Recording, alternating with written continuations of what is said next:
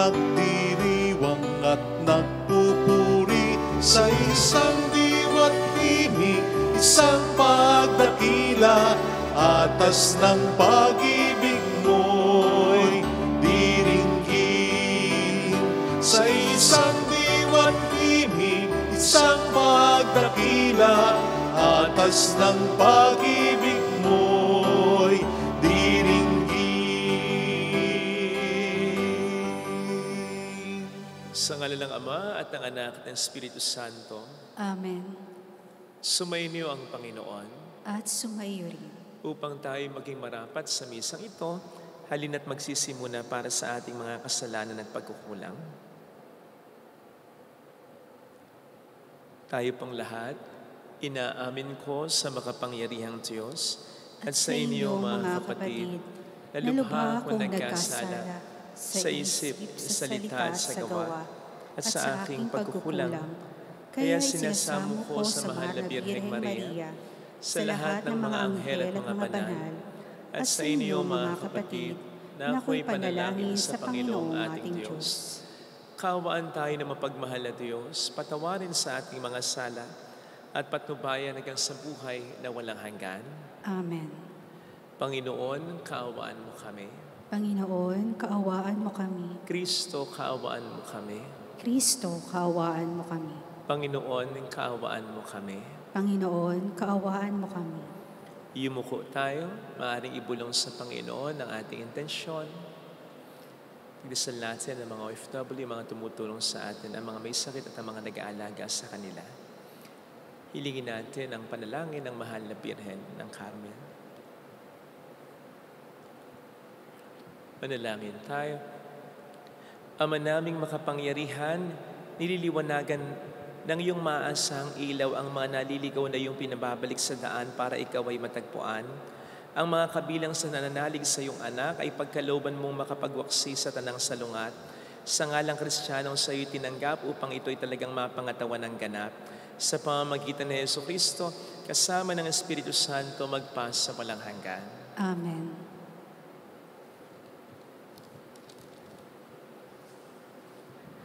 Ang salita ng Diyos mula sa aklat ng Exodo. Noong mga araw na iyon, si Moises ay nag-aalaga sa kawan ng biyenan niyang si Jethro. Minsan, itinaboy niya ang kawan pabagtas ng disyerto at nakarating siya sa Horeb, sa bundok ng Diyos. Doon ang anghel ng Panginoon ay napakita sa kanya. Parang ningas sa gitna ng isang mababang punong kahoy. Kitang-kita ni Moises na nagliliyab ito, ngunit hindi nasusunog. Kaya't nasabi niya sa kanyang sarili, "Katakataka ito. Tignan ko ngang mabuti kung bakit di nasusunog kayong nagliliyab." Nang lalapit na si Moises, tinawag siya ng Panginoon buhat sa nagliliyab na punong kahoy. "Moises, Moises." "Ano po iyon?" sagot niya. Sinabi ng Diyos, "Huwag kang lumapit. Hubarin mo ang iyong sandalyas, sapagkat banal na dako ang kinatatayuan mo. Ako ang Diyos ng iyong mga magulang, nina Abraham, Isaac at Jacob." Tinakpan ni Moises ang kanyang mukha, pagkat natatakot siyang tumingin sa Diyos. "Naririnig ko ang daing ng aking bayan, at alam ko ang pang-aaping ginagawa sa kanila ng mga Ehipsyo. Kaya papupuntahin kita sa Faraon upang ilabas mo sa Ehipto ang aking bayan." Sumagot si Moises, "Sino po akong haharap sa Faraon at maglalabas ng bayang Israel mula sa Ehipto? Huwag kang mag-alala, hindi kita pababayaan, at ito ang magiging katibayan na ako ang nagsugo sa iyo. Sa bundok ding ito, sasambahin ninyo ako kapag nailabas mo sa Ehipto ang aking bayan." Sabi ng Panginoon. Ang salita ng Diyos. Salamat sa Diyos. Ang ating mahabaging Diyos ay nagmamagandang loob. Ang ating mahabaging Diyos ay nagmamagandang loob. Panginooy papurihan, purihin mo kaluluwa. Ang pangalan niyang banal, purihin mo sa tuwina. Ikaw, aking kaluluwa, ang Diyos ay papurihan, at huwag mong lilimutin yaong kanyang kabutihan. Ang ating mahabaging Diyos ay nagmamagandang loob. Ang lahat kong kasalanay, siya ang nagpapatawad. Ang anumang aking sakit, ginagamot niyang lahat. Sa bingit ng kamatayan, ako ay inililigtas at pinagpapala ako sa pag-ibig niya't habag. Ang ating mahabaging Diyos ay nagmamagandang loob. Ang poon ay humahatol, ang gawad ay katarungan. Natatamo ng inapi ang kanilang karapatan. Ang balangkas niya't utos kay Moises ibinilin. Ang kahangahangang gaway na saksiyan ng Israel. Ang ating mahabaging Diyos ay nagmamagandang loob.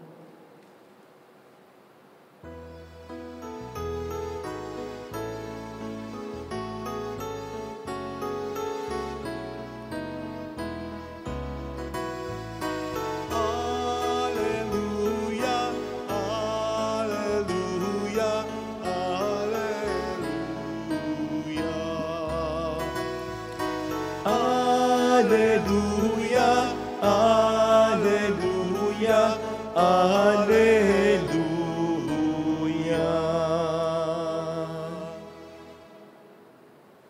Sumainyo ang Panginoon.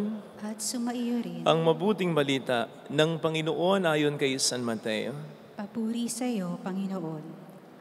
Noong panahong iyon sinabi ni Jesus, "Pinasasalamatan kita, Ama, Panginoon ng langit at lupa, sapagkat inilihim mo ang mga bagay na ito sa marurunong at matatalino at inihayag sa mga may kaloobang tulad ng sa bata. Oo, Ama, sapagkat gayon ang ikinalulugod mo. Ibinigay sa akin ng aking Ama ang lahat ng bagay. Walang nakakakilala sa anak kundi ang Ama, at walang nakakakilala sa Ama kundi ang anak at yaong marapating pagpahayagan ng anak."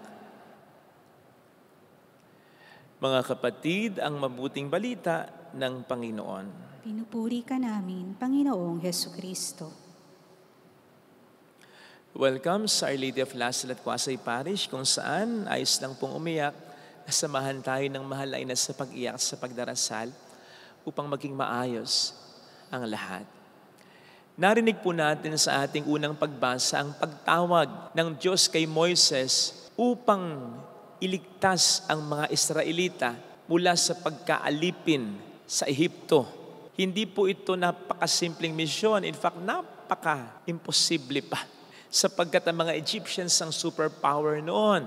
No wonder ang tanong agad ni Moises sa Diyos ay, "Sino ako para humarap sa Faraon at magpalaya ng iyong bayan mula sa Ehipto?"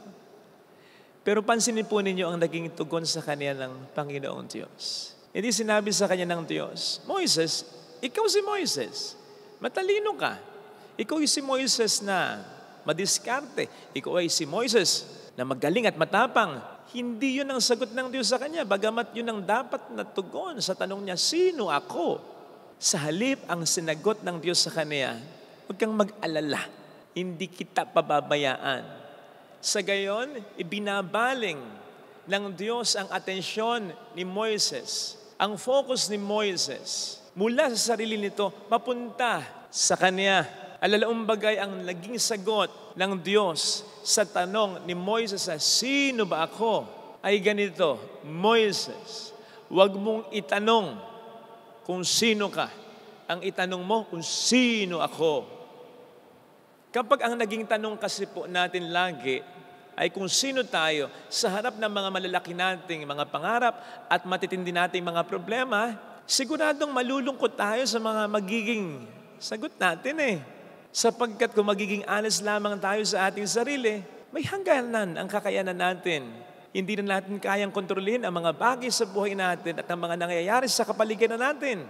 Pero kung ang lagi nating itatanong ay kung sino ba ang Diyos na ito na sinasampalatayanan natin, siguradong magiging masaya o payapa man lang tayo kahit paano sa magiging mga katugunan natin. Sapagkat alam naman po natin pare-pareho na makapangyarihan ang Panginoon natin na kaya niyang kontrolin ang buhay natin at ang mga nangyayari sa kapaligiran natin. Kung itutuloy nga po ninyo yung pagbasa po natin dito sa magiging pakikitunggali ni Moises sa mga Egyptians, kahit yung ugali, minsan ng mga Egyptians, nakokontrol ng Panginoon. May nabasa ako na bago umalis ang mga Israelita, bumait kahit papaano sa kanila yung mga babaeng Egyptians na binigyan sila ng mga alahas upang magkaroon sila ng pampaunang pera sa paglisan nila. Ganon ang Diyos.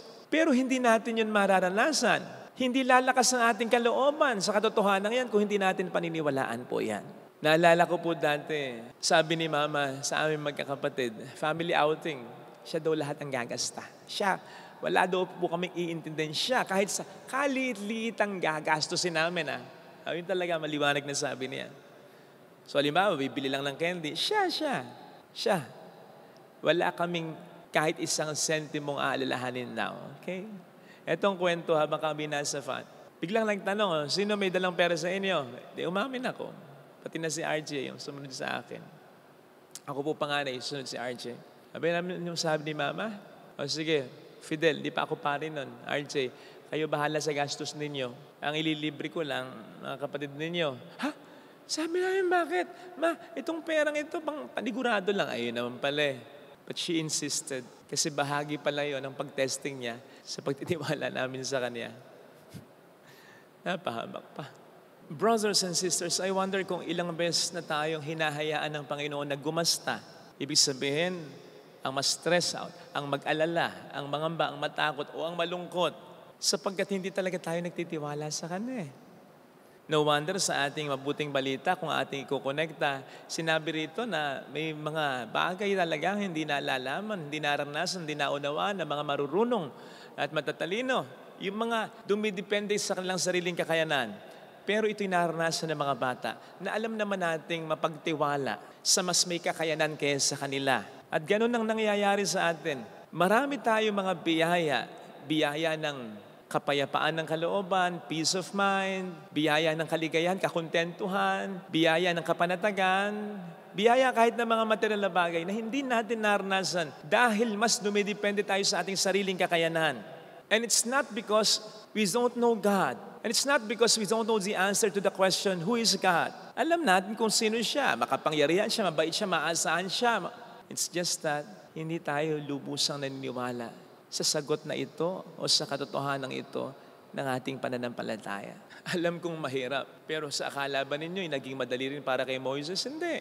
Kasi kung titingnan po ninyo, yung mga milagrong nagawa ni Moises sa pamamagitan ng Diyos, all of them, or almost all of them, if I'm not mistaken, upon the Lord's instruction. Halimbawa, nung ihagis niya yung tungkod niya at naging ahas para sindakin yung mga salamangkero ng Pharaoh. It was upon the instruction of God. Nung i-strike niya yung staff niya sa bato at mula rito'y bumalong ang tubig. It was upon the instruction of God. At syempre, nang hatiin niya ang dagat, ipinataas ng Diyos sa kanyang staff. Ipinalahad ng Diyos sa kanyang mga kamay. It was upon the instruction of God. You see, mas magiging madali sana at sigurado para sana kay Moises kung sinabi na lang ng Diyos sa kanya, ayan, bibigyan kita ng kapangyarihan. Tapos siya na lahat ang gagawa. Hindi na niya kukonsultahin ng Diyos. O ayan, nasa kapangyarihan mo na ang lahat ng bagay. Di ba? Mas magiging madali iyon. Mas magiging sigurado siya doon. Hindi na siya kakabahan sa bawat sitwasyon. Pero kasi ang pinangako ng Diyos sa kanya, sasamahan kita. Huwag ka mag-alala. At yun ay isang paraan upang hindi talaga ma-focus ang atensyon natin sa ating sariling kakayanan. Na ang kinin natin ang lahat ng bagay ay dahil sa atin. Hindi. Makagawa man tayo ng mga kagagilalas na mga bagay, ito'y dahil sa pagsama ng Diyos sa atin. Katulad ng halimbawa kanina, di ba? Sabi nga namin dati kay Mama, Ma, tayo sana binigyan mo na kagad kami ng pera. Kung binigyan mo na agad kami ng kanya-kanyang pera, baon, hindi na kami nagdala. Pero yun kasi ay bahagi ng ating pagtitiwala, bahagi ng ating pananampalataya sa Diyos. In the same way na alam kong mas magiging madali para sa atin ang lahat kung nasa atin ang lahat. Kung malakas ka na talaga, kung suportado ka na talaga ng marami pang iba, kung matalino ka nang talaga, kung lahat ay alam mo na, kung mayaman ka nang talaga, kung makapangyarihan ka nang talaga, hindi magiging mahirap ang magtiwala sa Diyos. Kaya lang, baka maging madali rin para sa atin ang ma-focus na lamang sa sarili natin. Maganda talaga yung hindi natin kaya o lamang lahat para mas magtiwala tayo sa Diyos na sumasama sa atin, sinasamahan tayo at sa Diyos na ito na may kaya ng lahat at alam ang lahat. No wonder, sa isang parang kaparehas din na paglalahad ay sinabi ng Panginoon na tumulad tayo sa mga bata pagdating sa ating pananampalataya dahil ang bata nga naman ay madaling magtiwala sa mas may kakayanan kaysa Kanya. Ganon din po sana ang mangyari sa atin, tayong mga may edad na, maging maliwanag at paniwalaan talaga natin na mayroon tayong Diyos na mas makapangyarihan kaysa atin na nangako na sasamahan tayo hanggang sa wakas ng mundo. Ito sana ang hilingin nating biyaya sa banal na pagdiriwang na ito. Ilagay natin ang ating kanang kamay sa tapat ng ating puso.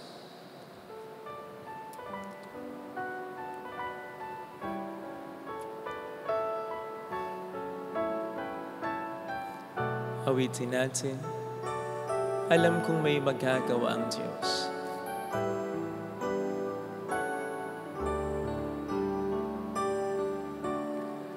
Alam kong may magagawa ang Diyos. Alam kong may magagawa ang Diyos. Alam kong may magagawa ang Diyos.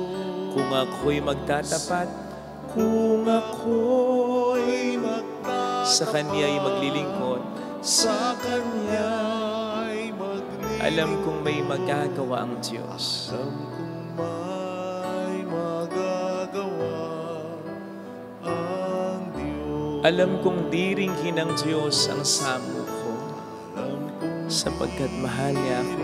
Diringhin ng Diyos ang samo ko. Alam kong diringhin ng Diyos ang samo ko, Alam kong diringhin ng Diyos sapagkat alam niya ang pinagdaraan.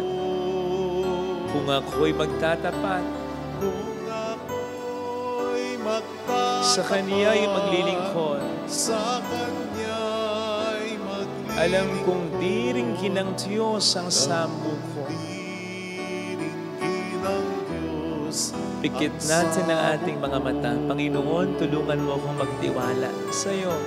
Tulad ni Moises na natatakot pa rin naman noon, nag-alala pa rin naman, nagduda pa rin naman, pero ang mahalaga ay sumampalataya pa rin sa iyo.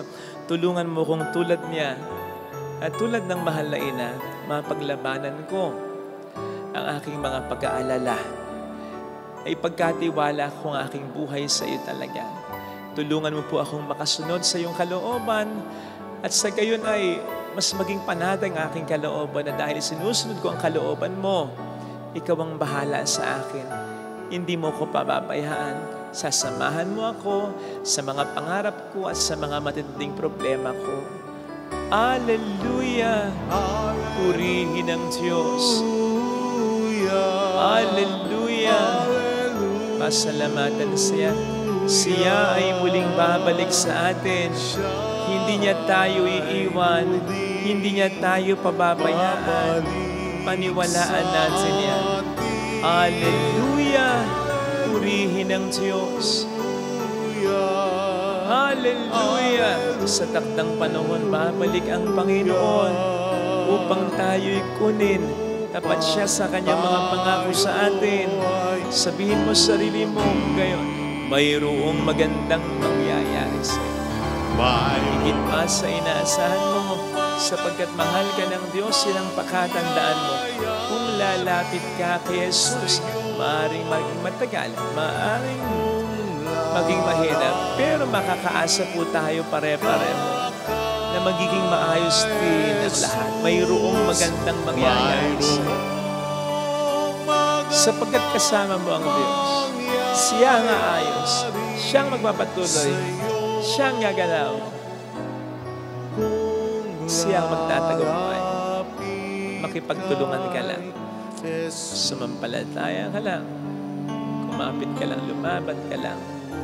Hindi mauwi sa wala ang lahat ng yan. Papuri sa Ama at sa Anak sa Espiritu Santo. Kapara na sa unang-una, ngayon, magpakailanman at magpasawalang hanggan. Amen. Pag-aalay.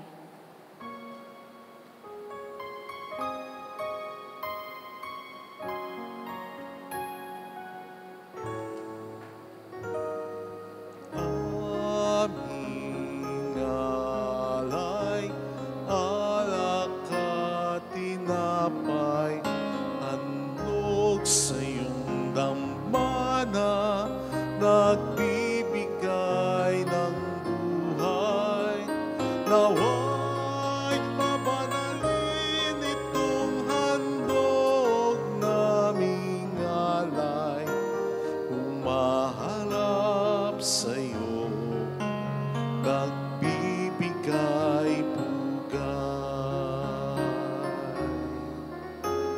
Tinapay at alak naming pinagpaguran, bunga ng lupa't ng aming paggawa.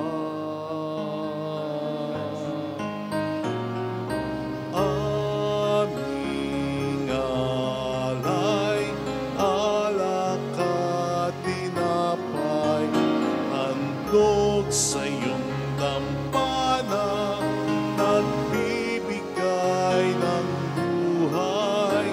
Nawa'y pabanalin itong handog naming alay. Humahanap sa'yo, nagbibigay pugay. Manalangin tayo, pang ating handog ay maging kalugod-lugod sa Diyos sa mga makapangyarihan. Tanggapin nawa ng Panginoon itong paghahain sa iyong mga kamay, sa kapurihan niya at karangalan sa ating kapakinabangan at sa buong sambayanan niyang banal. Ama naming lumikha, tunghayan mo ang mga alay ng iyong sumasamong bayan at tanggapin mo ang mga ito para madagdagan ang iyong kabanalan sa mga nananalig na tunay sa pamamagitan ni Jesucristo, kasama ang Espiritu Santo, magpa sa walang hanggan. Amen. Sumayin niyo ang Panginoon. At sumayo rin, Itaas sa Diyos ang inyong puso at diwa. itinaas na namin sa Panginoon. Pasalamatan ng ating Panginoong Diyos. Marapat na siya ay pasalamatan. Ama naming makapangyarihan, tunay ngang marapat na ikaw ay pasalamatan sa pamamagitan ni Jesucristo na aming Panginoon. Siyang salitang katuwang mo at kapiling nung lahat ang umiiral ay iyong likhain. Siya'y sinugo mo para kami sa gipinatpalayain, kaya't siya'y kinalingan ng mahal na Birhen na naging kanyang inang totoo sa kapangyarihan ng Espiritu Santo. Inako niyang sundin ang loob mo at kamti ng sambay ng banal para sa iyo. Pinagtiisan niyang iunat sa krus ang kanyang mga kamay upang magwakas ang kamatayan at mahayag ang pagkabuhay. Kaya kaisa ng mga anghel na nagsisiawit ng papuri sa iyo ng walang humpay sa kalangitan, kami nagpupunyi sa iyong kadakilaan. Santo, Santo, Santo, Panginoong Diyos ng mga hukbo, napupuno ang langit at lupa ng kadakilaan mo, o sana sa kaitaasan. Pinagpala ang naparirito sa ngalan ng Panginoon, o sana sa kaitaasan. Ama naming banal, ikaw ang bukhal ng tanang kabanalan. Kaya't sa pamamagitan ng iyong Espiritu, gawin mong banal ang mga kaloob na ito upang para sa amin ay maging katawan at dugo ng aming Panginoong Jesucristo. Bago niya pinagtiis ang kusang loob na maging handog, hinawakan niya ang tinapay, pinasalamatan kaniya, pinaghati-hati niya iyon, iniabot sa kaniyang mga alagad at sinabi, "Tanggapin ninyong lahat ito at kanin. Ito ang aking katawan na iahandog para sa inyo."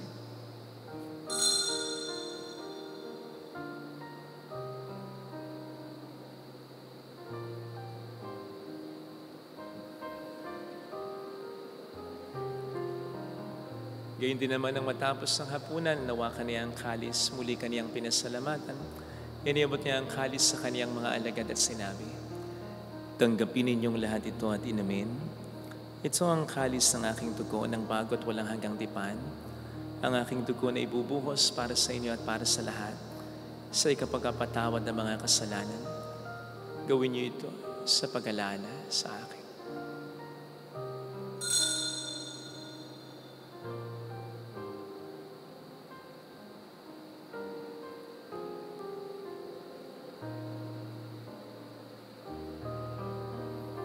Ipagbunyi natin ang misteryo ng ating pananampalataya. Si Kristo'y namatay, si Kristo'y nabuhay, si Kristo'y babalik sa wakas ng panahon. Ama, ginagawa namin ngayon ang pag-alaala sa pagkamatay at muling pagkabuhay ng iyong anak, kaya inialay namin sa iyo ang tinapay ng buhay at ang kalis ng kaligtasan. Kami nagpapasalamat dahil kami yung minarapat na tumayo sa harap mo para maglingkod sa iyo. Sinasamo namin kami na magsasalo sa katawan at dugo ni Kristo, ay mabuklod sa pagkakaisa sa pamamagitan ng Espiritu Santo. Ama, lingapin mo ang iyong simbahang laganap sa buong daigdig. Puspusin mo kami sa pag-ibig. Kaisa ni Leon na aming Papa, ni Janice na aming Obispo at ng Tanang Kaparian. Alalahanin mo mga kapatid naming nahimlay nang may pag-aasang sila'y muling mabubuhay, lalo na po ang aming mga ipagdarasal. Saglit nating pagdasal ang ating mga minamahal na yumaw. Kaawaan mo sila at patuloyin sa iyong kaliwanagan. Kaawaan mo at pagkingtapatin kaming lahat na makasalo sa iyong buhay na walang wakas.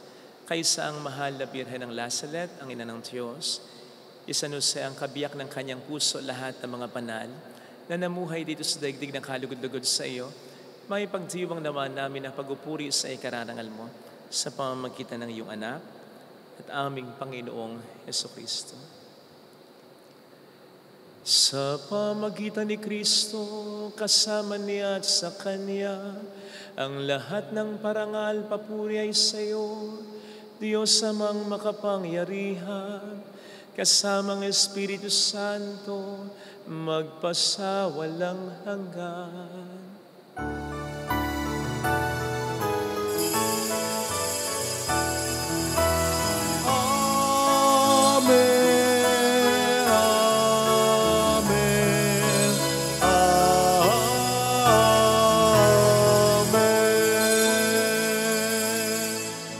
Tumawag tayo sa Ama.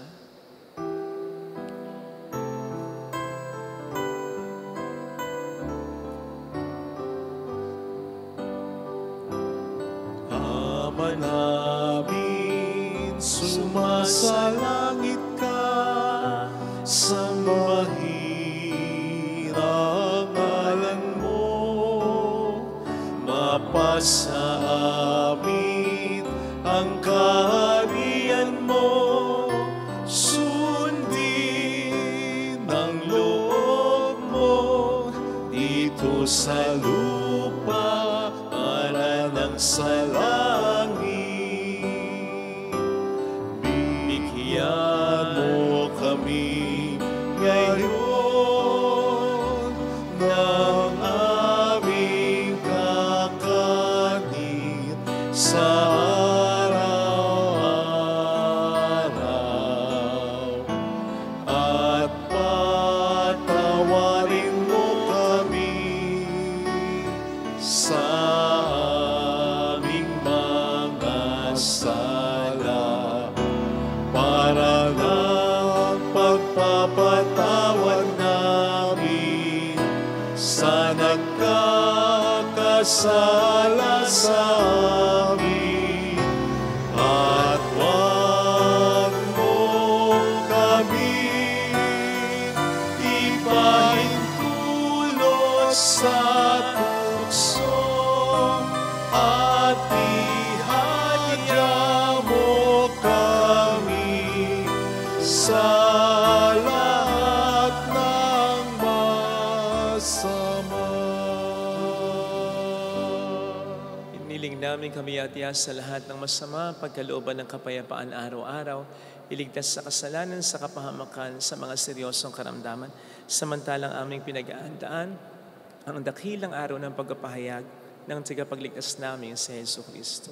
Sapagkat iyo ang kaharian, ang kapangyarihan at ang kapurihan magpakailanman. Amen. Panginoong Jesucristo, sinabi mo noon, sinasabi mo rin sa amin ngayon, kapayapaan ang iniiwan ko sa inyo, aking kapayapaan ang ibinibigay ko. Tunghayin mong aming pananampalataya, huwag ang aming pagkakasala. Pagkalooban mo kami ng kapayapaan at pagkakaisayin sa iyong kalooban, kasama ang Espiritu Santo magpasa walang hanggan. Amen. Ang kapayapaan ng Panginoon ay sumainyo daw ang lahat. At sumaiyo rin. Magbigayan tayo ng kapayapaan sa isa't isa. Kapayapaan po, peace be. Kordero ng Diyos na nag-aalis ng mga kasalanan ng sanlibutan, maawa ka sa amin. Kordero ng Diyos na nag-aalis ng mga kasalanan ng sanlibutan, maawa ka sa amin. Kordero ng Diyos na nag-aalis ng mga kasalanan ng sanlibutan, ipagkaloob mo sa amin ang kapayapaan. Narito sa harap natin ng Panginoon, ang ating buhay at kaligtasan, ang nangakong lagi tayong sasamahan. Panginoon, hindi ako karapat-dapat na magpatuloy sa iyo, ngunit sa isang salita mo lamang ay gagaling na ako.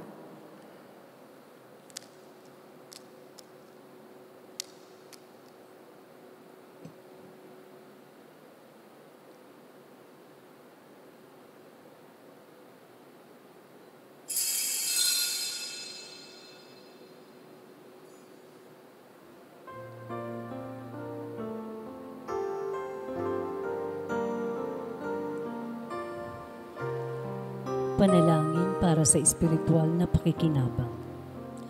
Panginoong Hesus, ako ay naniniwala na ikaw ay nasa kabanal-banalang sakramento. Iniibig kita ng higit sa lahat at ninanasa kong tanggapin ka sa aking kaluluwa. Sapagkat sa mga sandaling ito, hindi kita matatanggap sa sakramento. Tumuloy ka sa espiritu sa aking puso. Niyayakap kita na para bang naririto ka na. Inaalay ko ng buong buo ang aking sarili sa iyo. Huwag mong hayaang mawalay ako sa iyo. Amen.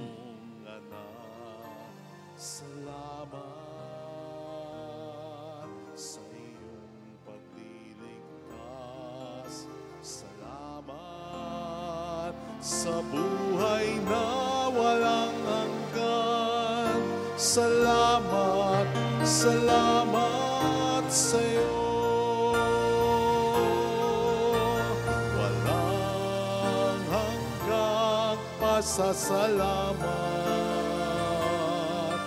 Ang sa iyo'y aming sasambitin at maging sa uling sandali ng aming buhay. Pasasalamat sa iyo'y walang hanggan. Walang hanggang pasasalamat. Ang sa iyo'y aming sasambitin at maging sa uling sandali ng aming buhay.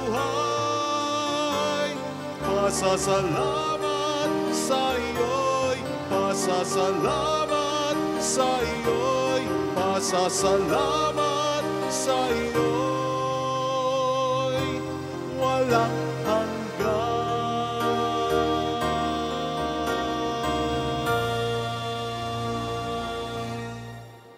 Manalangin tayo. Ama naming mapagmahal, kaming mga pinapagsalo mo sa piging na banal ay makatanggap nawa ng bungang karagdagan ng iyong pagligtas na aming pinagdiriwang. Sa pamamagitan ni Jesucristo, kasama ang Espiritu Santo magpasa walang hanggan. Amen. Holy God, Holy Mighty One, Holy Immortal One. Have mercy on us and on the whole world. Holy God, Holy Mighty One, Holy Immortal One. Have mercy on us and on the whole world. Holy God, Holy Mighty One, Holy Immortal One. Have mercy on us and on the whole world. Jesus, King of Mercy. We trust in you. Alalahanin. Alalahanin, o mahal na Birhen ng Lazaret, ina ng pag-asa.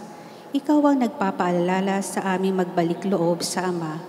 Ito ang nagpapatunay na ang kagandahang loob mo'y nanatiling busilak. Sa pag-aaruga mo sa amin, tungkulin mo'y tinupad. Sa paanan ni Kristo'y itinuring mo kaming mga tunay mong anak. Kaya ninais mong ni isa'y huwag mapahamak. Maging sa iyong walang tigil na pananalangin, pati luhay pumatak. Huwag naman mawala ng saysay ang iyong paghihirap. Hiling nawa namin sa iyo o aming inang liyag, na matapos ang pakikibaka namin sa mundong ito at sa pananatili naming tapat kay Kristo, sa kapurihan mo'y makibahagi kaming ganap upang kung nasaan ka ngayon ay maparoon din kaming lahat at ang kaganapan ng kalwalatian ng Diyos Amay tuluyang matupad. Siya nawa. Mahal na birin ng lasala, tagapagkasundo ng mga makasalanan. Ipanalangin mong walang patid kami mga dumudulog sa iyo. Maraming salamat po sa inyong pakikisa sa mga tulong na binibigay po ninyo, lalong-lalo na sa panahon ngayon na sa 2, 3, mag-aapat na po yung pinagsasabay-sabay nating ipagawa ng mga chapels. Kaya maraming salamat po dahil sa inyo mas lumalakas po ang aming loob. Salamat sa Diyos sa pakikipagtulungan po ninyo. Salamat. Sumainyo ang Panginoon. At sumaiyo rin. Pagpalain kayo kasama ang ating pamilya na mapagmahal na Diyos ng Ama at ng Anak at ng Espiritu Santo. Amen. Pumayo tayo sa kapayapaan ni Kristo. Salamat sa Diyos. Salamat din po.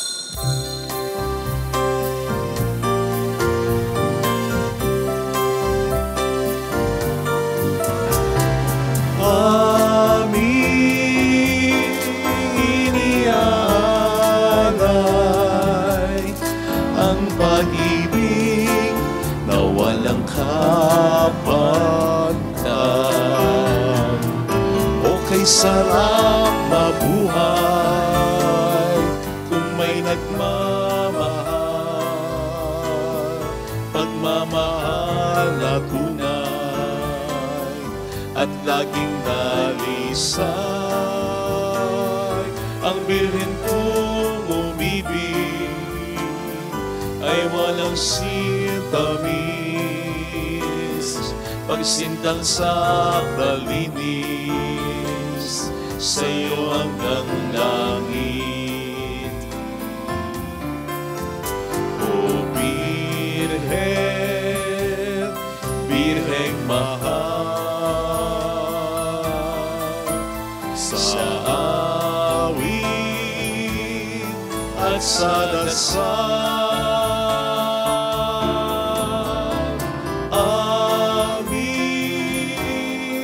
iniaalay ang pag-ibig